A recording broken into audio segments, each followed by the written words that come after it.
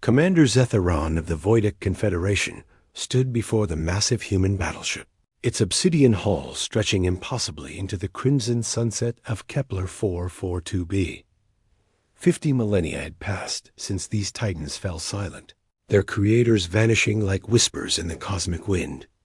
The ship, dubbed Eternal Guardian by archaeologists, rose from the planet's crystalline surface like a sleeping Mountain 3, kilometers of incomprehensible technology that dwarfed even the Coalition's greatest dreadnoughts. "Are you certain this is our only option?" asked Dr. Lyra the Shin, the Arcturian xenarchaeologist whose pale blue skin seemed to glow against the alien sunset. Her 4 arms worked nervously with her translation devices, each movement betraying her anxiety. Captain Jorik Ironspine, a battle-scarred Draconian whose scales bore the marks of countless conflicts, growled low in his throat. "The Devourers have consumed 14 systems in 2 months. Our fleets can't even slow them down. If these human ghosts left us anything useful." The Devourers, that was what the Coalition called them, though their true name was lost in screams. They came from the void between galaxies, a swarm of biomechanical horrors that consumed entire star systems, leaving nothing but empty space where civilizations once thrived. The outer rim colonies were already gone, their death cries still echoing across subspace frequencies. Zetheron's crystalline eyes reflected the dying light as he approached the ship's entrance, seamless section of hull that had resisted every attempt at forced entry. The quantum signatures are unlike anything we've encountered. Even our most advanced AI systems can't interface with their technology. The Galactic Coalition had been founded on the principle of species equality, but in truth, it was built on the foundation of human absence. For 50,000 years, they had prospered in the shadow of these silent monuments, using salvaged human technology to advance their own civilizations while carefully avoiding the deeper mysteries of their vanished predecessors. Now, as the Devourers swept through their galaxy like a plague of living darkness, they found themselves turning to the very secrets they had long ignored. The activation sequence had been pieced together from fragments found across a dozen worlds' ancient human data cores that spoke of something called Project Phoenix, a final failsafe against extinction-level threats. Dr. Theshin's scanning equipment hummed as she analyzed the ship's energy patterns. "The power core is ... impossible. It's not just active, it's been maintained at full capacity for all these years. As if something inside has been ... waiting." The wind across Kepler 442b carried the scent of ozone and metal, the planet's twin. Moons casting long shadows across the battlefield where humanity had made their last stand. Bones and twisted metal still littered the ground, testament to a war that had ended before the Coalition's founding species had even achieved faster-than-light travel. "Whatever's in there," Ironspine rumbled, his clawed hand resting on his plasma rifle, "we need it. The Devourers won't wait for our moral debates." As if summoned by his words, a messenger drone streaked across the sky, its hull scarred by recent battle damage. The holographic message it projected made their blood run cold. 3 more systems had gone dark, and the swarm was accelerating toward the galactic core. Zetheran keyed in the activation sequence, his fingers trembling despite his military training. The human ship's hull began to glow with patterns of light that hurt to look at directly, and deep within its belly, something vast and ancient began to stir. The ship's awakening was not gentle. Light cascaded across its hull in waves that seemed to bend reality itself, and the very air around them began to vibrate with harmonics that touched something primal in each species' evolutionary memory. The Eternal Guardian rose from the planet's surface without engines, without thrust, defying physics as casually as a bird taking flight. Inside the ship's neural core, Admiral Helena Cross felt consciousness return like a tide of molten steel. For 50,000 years, she had dreamed of Earth's burning skies, of evacuation ships falling like dying stars, of allies who had promised aid but delivered betrayal instead. Now, as her digital consciousness expanded through the ship's vast network, those dreams crystallized into purpose. Systems coming online. Her voice echoed through the Coalition team's communicators with the weight of eons. The translation matrices struggled to process the layered harmonics of her speech, the underlying grief and fury that colored every syllable. Threat assessment ...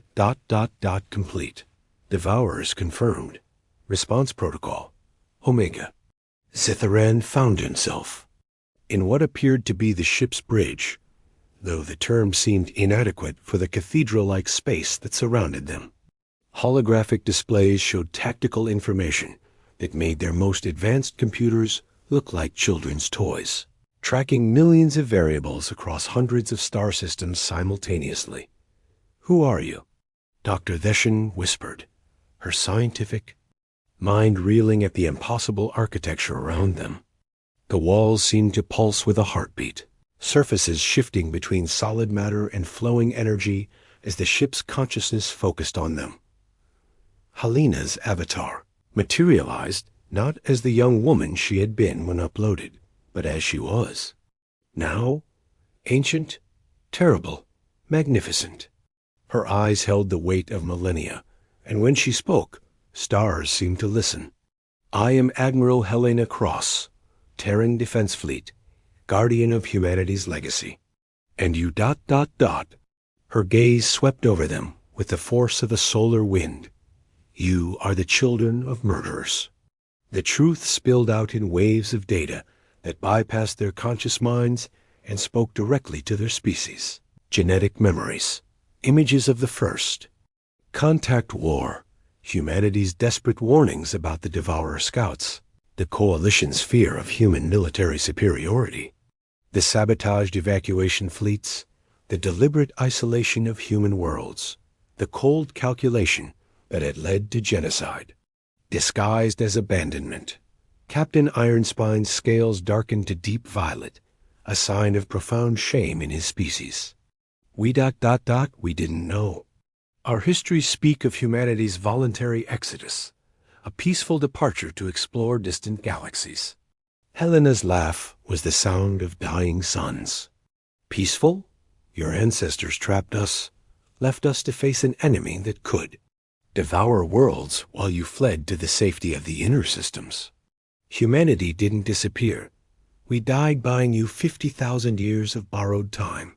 The ship shuddered as defensive systems came online, weapons that could crack planets' powering, up with the casual efficiency of waking thoughts. Around them, the bridge displays showed the approaching devourer swarm in horrifying, detailed biomechanical nightmares the size of cities, feeding on the quantum foam between stars, leaving nothing but void in their wake. Admiral Zitharan stepped forward, his voice steady despite the weight of history pressing down on them. "We know the sins of our ancestors cannot be undone, but the Devourers threaten all life in this galaxy. Will you let our children pay for our forefathers' crimes?" Helena studied him with eyes that had watched civilizations rise and fall in the span of heartbeats. The Eternal Guardian hung in space above Kepler 442b, its weapons trained on the Coalition. Fleet below a single ship that could extinguish 1,000 worlds with a thought. 50,000 years, she whispered. "I have dreamed of this moment. Justice for humanity, vengeance for the betrayed. The ironies ... exquisite." Asterisk, the Coalition delegates found themselves in the ship's memory chamber, a spherical room where humanity's history played out in three-dimensional holograms around them. Helena had summoned them here not for comfort, but for education to witness the full scope of their ancestors' betrayal and humanity's sacrifice. "Observe," Helena commanded, and the chamber filled with the horror of humanity's last days. They watched human evacuation fleets burning as Coalition forces disabled their engines, saw desperate families torn apart as artificial supply shortages forced impossible choices. The final battle played out in spectacular and terrible detail. Humans converting their own worlds into weapons, using planetary cores as bombs to drive the Devourers back into the void between galaxies. Dr. Vishen wept openly, her forearms wrapped around herself as she witnessed the truth her people had buried. The children. There were so many children. 3 billion human children died in the evacuation fleet accidents alone. Helena's voice carried the weight of each lost life. Your Arcturian Council classified it as necessary population control. The Coalition feared human military doctrine would create an unbalanced power structure in the galaxy. Through the chamber's displays, they could see the current Devourer swarm approaching, larger than the first incursion, hungrier after 50 millennia of feeding in the intergalactic void. The outer rim worlds were already gone, their populations dissolved into the swarm's biomass. At their current rate of consumption, they would reach the galactic core within a standard year. Captain Ironspine studied the tactical displays with a soldier's eye. Your weapons... They could stop them, couldn't they?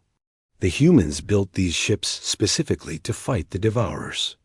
Each Guardian-class battleship can engage a planet-killer class Devourer in single combat with a 73% victory probability, Helena confirmed. But there are thousands of them now, spread across multiple vectors. Even if all 7 remaining Guardian ships were awakened, the mathematics are ... challenging. Zetharan processed this information with growing dread. 7 ships? Out of how many originally? Humanity built 47 Guardian-class battleships during the evacuation crisis. Most were destroyed in the final battle. 7 remain, scattered across dead human worlds, their crews in digital hibernation like myself. Helena's expression softened almost imperceptibly. They were volunteers, our greatest minds uploaded to serve as eternal guardians against the darkness between stars. The chamber shifted, showing them the current positions of the surviving Guardian ships. 3 were on worlds too deep in Devourer-controlled space to reach safely. 2 were on planets whose surfaces had become uninhabitable. 1 was so heavily damaged that awakening it might cause a cascade failure. The galaxy defense grid, Dr. Vishen breathed, recognizing the pattern. You positioned them to create overlapping fields of fire across the most likely invasion routes. Humanity's final gift to the galaxy that destroyed us, Helena confirmed bitterly. Even in death, we sought to protect those who betrayed us. The question now is whether that protection should continue. Through the ship's sensors, they could feel the approaching darkness, not just the physical presence of the Devourers, but something deeper. These creatures weren't merely predators. They were entropy given form, the universe's answer to complexity and consciousness. They consumed not just matter and energy, but possibility itself, leaving behind regions of space where life could never again take hold. Admiral, Zetharan chose his words carefully, you have every right to let us face the consequences of our ancestors' actions. But you also have the power to break the cycle of vengeance. What would your humanity want? Helena was quiet for a long moment, her digital consciousness processing emotions that had burned for 50,000 years. Around them, the memory chamber showed images of human families, children laughing under alien suns, explorers reaching out in friendship to species that would ultimately destroy them. Humanity believed in tomorrow, she finally said. Even when facing extinction, we chose hope over despair, sacrifice over survival. But I am no longer human. I am what humanity became in its final moments. I am fury and grief and the weight of the dead. The ship shuddered as proximity alarms began to sound. The Devourer Vanguard had detected their awakening and was changing course to investigate. They had perhaps hours before the first scouts arrived. Then choose what humanity would choose, Ironspine growled, his warrior's instincts recognizing the moment of decision. But choose quickly. The dead have all eternity for justice. The living need champions now. The first Devourer scout ship emerged from hyperspace like a wound in reality, its biomechanical form pulsing with the absorbed life force of a dozen worlds. It was a creature of nightmare made manifest part organism, part machine, part something else entirely that hurt to perceive directly. The Eternal Guardian's sensors tracked its approach with clinical precision, while Helena Cross faced the most crucial decision in 50,000 years. "Scout class," she observed, her voice carrying undertones of analysis and barely contained rage. "Mass equivalent to a small moon, powered by harvested stellar cores. It's already detected us and is transmitting our position to the main swarm." The Coalition delegates stood in the bridge's observation deck, watching as their universe prepared to end. Behind the scout, space itself seemed to writhe as more Devourers translated from the void between galaxies. Their forms defied comprehension. Some resembled vast jellyfish feeding on spacetime itself. Others moved like mechanical storms that consumed light and matter equally. "How long before the swarm arrives in force?" Dr. Thishan asked, her scientific training warring with primal terror. 47 hours, 32 minutes, Helena replied with machine precision. "Sufficient time to reach the inner systems if we withdraw now. Insufficient time to evacuate significant populations." Zetheron felt the weight of command settling on his shoulders. Not just military command, but the responsibility for every living being in the galaxy. "Admiral, I need to know, can you stop them?" Helena's avatar flickered, her digital consciousness simultaneously running thousands of tactical simulations. The results played out across the bridge's display's possible futures, branching like a vast tree, most ending in universal consumption and darkness. "Define stop," she said finally. "I can engage the scout and likely destroy it, but doing so will accelerate the main swarm's arrival. The Guardian ships were designed for defensive warfare, not extinction-level engagement, against their current numbers." She paused, processing quantum calculations that strained even her enhanced intellect. Victory probability, 12%. Captain Ironspine's scales shifted to combat-ready crimson. 12% is better than 0. What do you need from us? "I need nothing from you," Helena replied with devastating calm.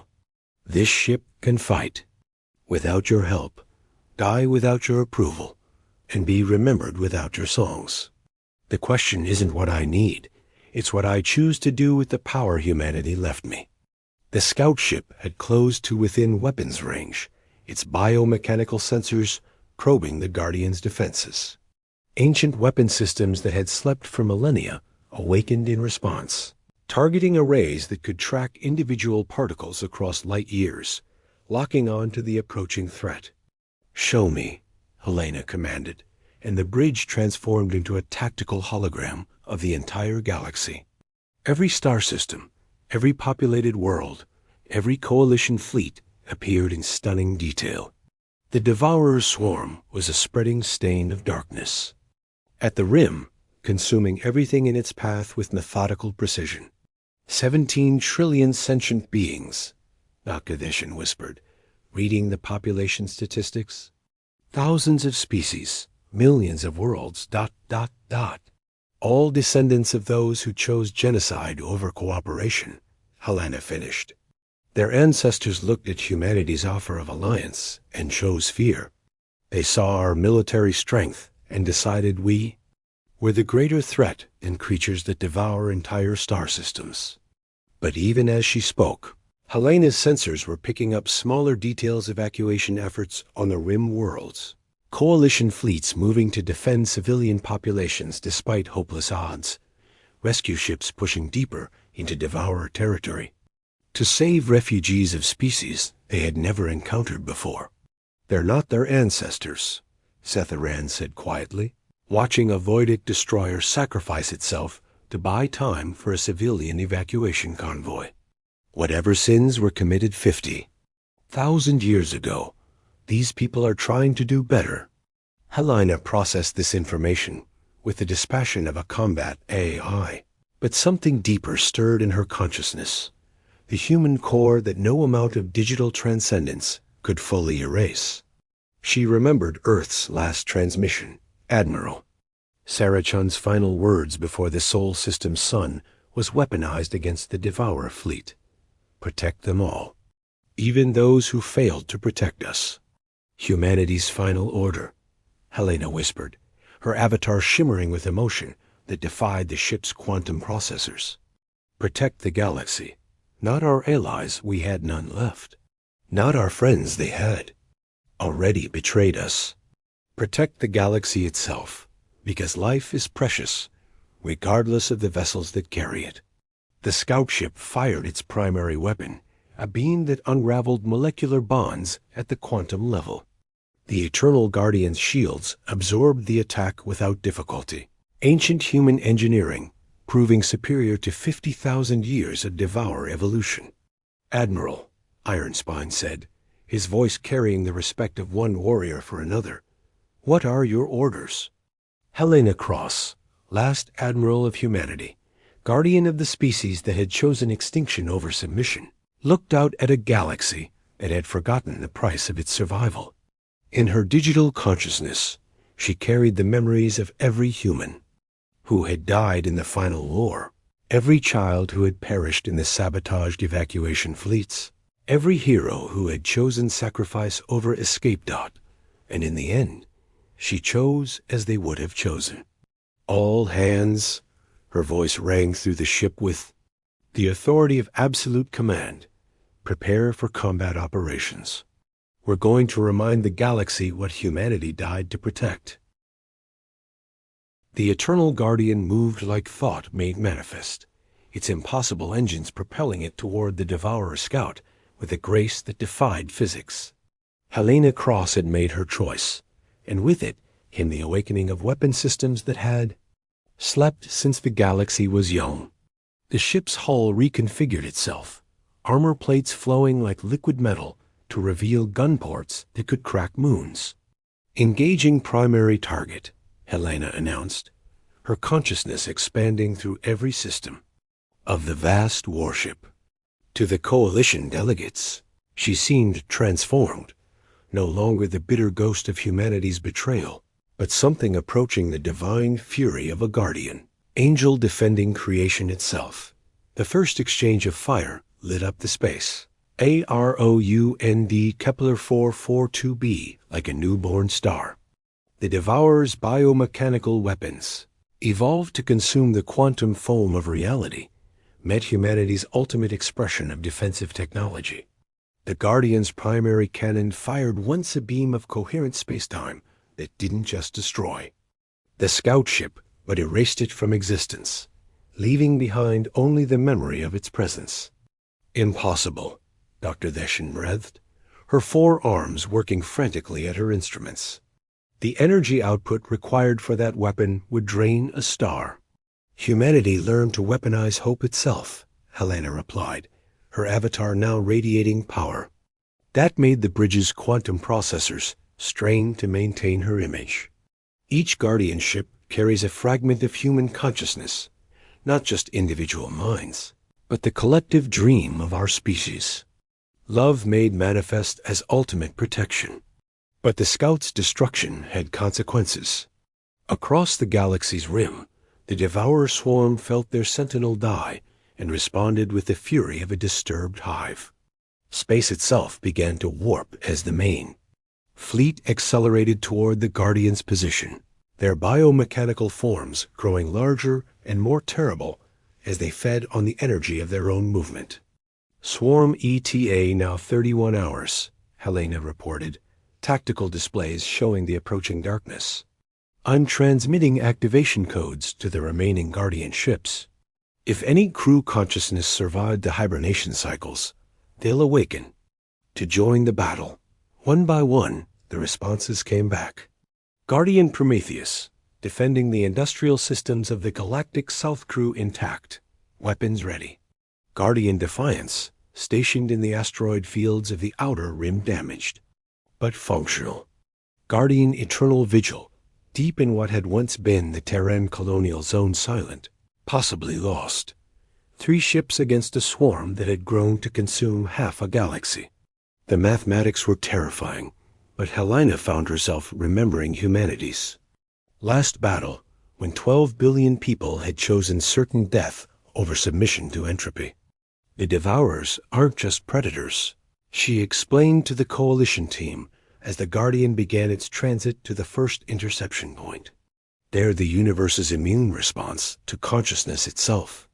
They appeared when life first achieved sapience, and they'll continue until the last thought dies. Humanity realized we weren't fighting for territory or resources. We were fighting for the right of intelligence to exist. Captain Ironspine studied the tactical displays with a warrior's eye, noting the elegant brutality of Helena's strategy. The Guardian ships weren't positioning themselves to win. They were positioning themselves to buy time, to force the Devourers into a pattern that would maximize the evacuation of civilian populations. You're going to sacrifice yourselves again, he realized. Just like 50,000 years ago. Sacrifice implies loss, Helena corrected, her consciousness touching every system of her ship with loving precision. We're doing what we were designed to do, what we chose to do. The crew of each Guardian ship volunteered for digital immortality, not to escape death, but to ensure that death would have meaning. The first of the Devourer van fleet emerged from hyperspace 3 hours early, their biomechanical forms having consumed their own propulsion systems to increase speed. They were larger than Helena's combat simulations had projected, bloated with the life force of the worlds they had consumed in the outer rim. Helena, Zetheron said, using her given name. For the first time, there are 17 trillion souls counting on us. Not just Coalition species everyone. The Devourers don't distinguish between those who betrayed humanity and those who've never heard our name. I know, Helena replied, and for a moment her avatar seemed less like a god of war and more like the young woman she had been when she first accepted command of a human warship. My species believed that consciousness was the universe's way of understanding itself. Every mind that thinks, every heart that loves, every soul that dreams, they're all precious beyond measure. A Guardian Prometheus dropped out of hyperspace. In a cascade of twisted light, its hull bearing the scars of 50,000 years of vigilant waiting. Its crew consciousness, Admiral Marcus Webb, established contact with a voice that carried the weight of eons. Helena, old friend, ready to finish what we started? Together, she replied, and for the first time since awakening, Helena Cross smiled. The 2 Guardian ships moved to intercept the Devourer vanguard, their impossible weapons charging with power drawn from the quantum foundations of reality itself. Behind them, the galaxy's civilian populations fled toward the core systems, while Coalition fleets formed desperate defensive lines that everyone knew would not hold dot as the battle began. Helena opened a channel to every inhabited world in the galaxy. Her words, translated into 10,000 languages, carried the authority of humanity's final gift. People of the galaxy, this is Admiral Helena Cross of the Terran Defense Fleet. 50,000 years ago, my species died to buy you time. Today, we complete that purchase. Whatever sins divide us, whatever histories haunt us, we are all children of the same cosmos. And that cosmos is worth defending. The Eternal Guardian and her sister ship Prometheus opened fire together, there. Weapons carving through space, like the wrath of creation itself. The Devourers screamed in frequencies that shattered reality, but they could not stop the fury of humanity's eternal guardians. The battle for the galaxy's soul had begun. Asterisk.